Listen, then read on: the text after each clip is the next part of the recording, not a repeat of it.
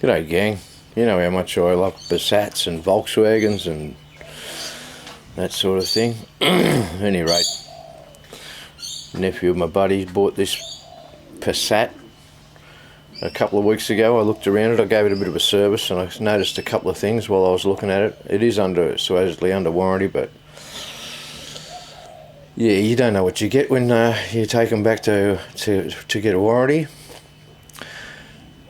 So I did a service on it, changed the oil and the oil filter and the air cleaner in it. It had some codes in the car for lean condition, and it also had codes random misfires and a couple of cylinders. It specified a couple of cylinders as well.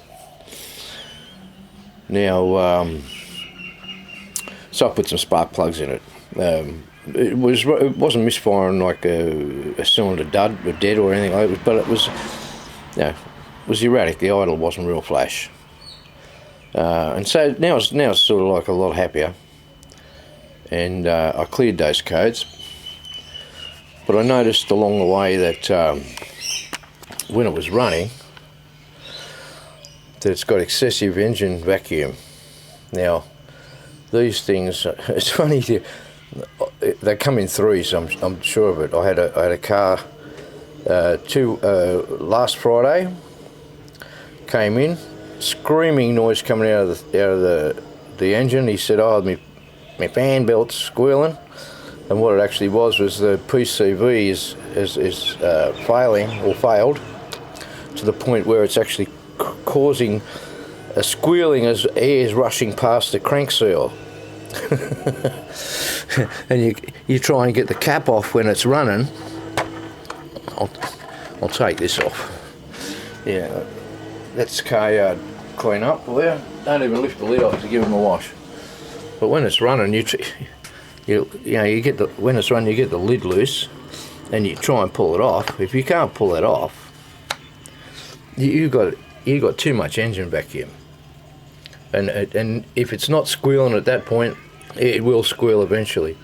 I'll just start this thing up and I'll give you a shot. I'll give you a look at what I'm talking about at this this vacuum thing. So you can hear there's a great big suck noise coming out of somewhere. If you listen faintly, you can hear a little whir coming down the bottom there. That's the beginning of it. You watch this. That's really, see how it changes, it picks up there for a moment until it gets that vacuum going back on again. Look.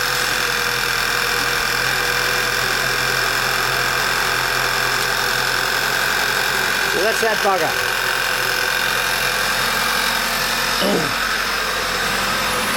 I've got a new one right here. I'm going to put that on here. You can hear that idle there? I'm going to get rid of that. Let's check the codes in while it's running here. I've got it set. We'll see what it comes up with.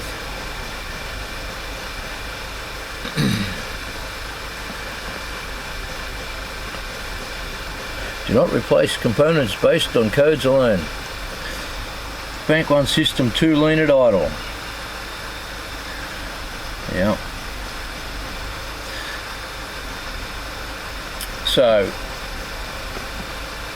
that's what we're going to do. Another thing I noticed too while I was looking around it and doing whatever, it had a coolant leak. The guy didn't know anything about the coolant leak. He thought everything was hunky-dory.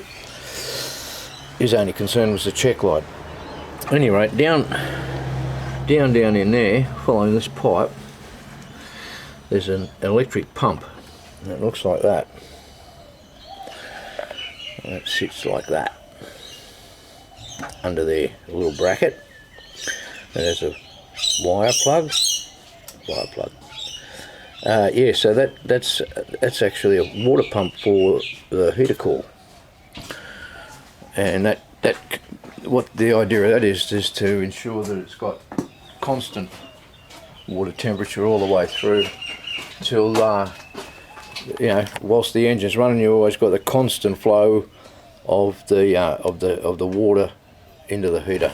So with all the bolts undone, the two hoses, this fella just unplugs. You squeeze these two together, these two little thingies here, and this pipe here, he just pulls out. He's very careful pulling him out.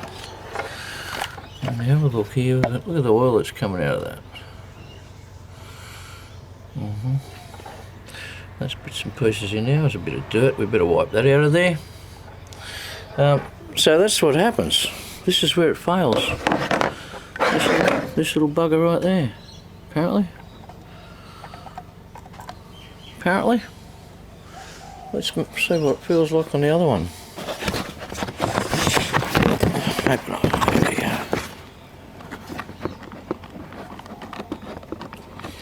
Alright.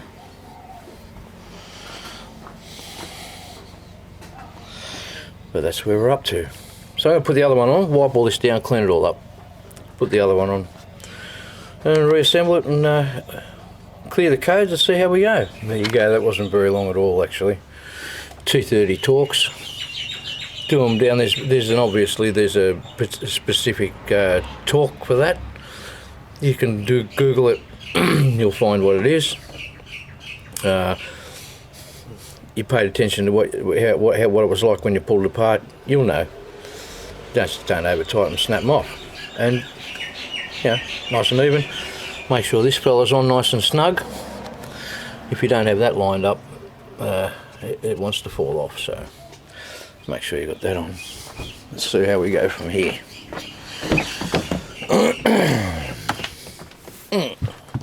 Yeah. Come on.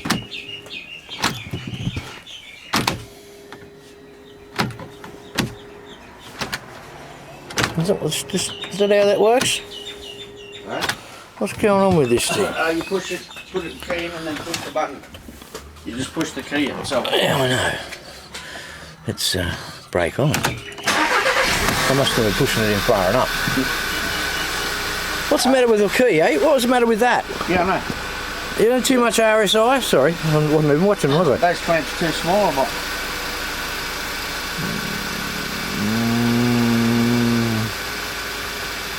So listen to it now. It's smooth now. Can we get the cap off without too much trouble? Oh, we can get the cap off nice and easy. Look at the difference it makes now when you take that off. Yeah. Sounds like it used to. Eh? Much better. Yeah. You can never hear it in the exhaust.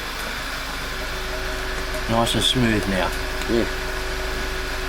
Okay, happy days. That's that one fixed. Yeah, not a bad one. I know these cars are getting pretty popular and stuff. Just thought I'd share that with you. Have yourselves a good one. I'll check you later. Well, because that was pretty short and painless. Buddy went and bought himself another Commodore. There's a beep, beep, beep, beep, beep. Warning, warning, warning, warning, warning. It's not in bad shape, really. It's only got 131,000 kilometres on it. It looks like the previous owner may have been a big one. Just saying.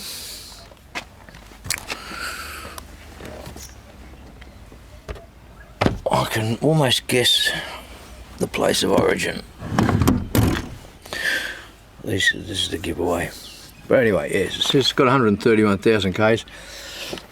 Paulie drove it for a little bit. He purchased it from the auction, and he drove for a little bit, and a check light came on. Now, I sometimes like to play. I know these cars pretty well, and you know what I think of those. So I like to play sometimes a game of what do you reckon? So I know there's a few things that these things suffer with, huh? Engine department, they suffer with throttle body problems. They suffer with cam chain stretching. They do suffer with the map sensors now and then, but most regularly it's either the stretch cam chain, or if you're lucky, it'll be the oil pressure switch, which is just down under there a little bit. So what do you reckon? You got your bets on? 131,000 Ks.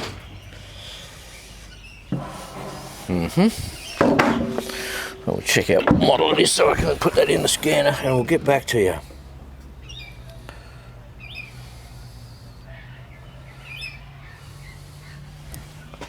So 04. It's got FE2 suspension. Okay, so we got the scanner hooked up. What do you reckon? You got your bets? Let's see.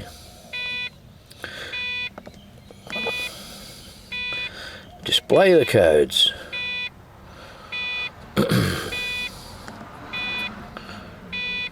Oh, that's not so bad. That's not so bad.